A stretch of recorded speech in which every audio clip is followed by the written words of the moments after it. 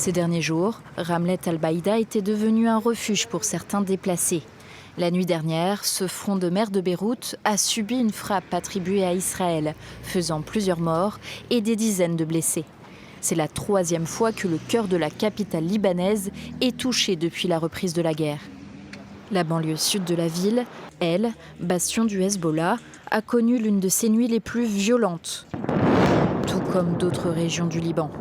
Israël dit avoir lancé une vague massive de raids, détruit des quartiers généraux du groupe chiite et des plateformes de lancement de missiles.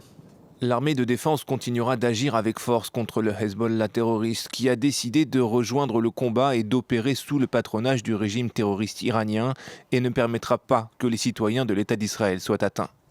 Pour la première fois depuis le début de la guerre, le Hezbollah et les gardiens de la révolution iraniens ont annoncé avoir mené une attaque conjointe sur Israël mercredi soir. Les roquettes et les drones visaient principalement des bases militaires près de Tel Aviv et à la frontière israélo-libanaise.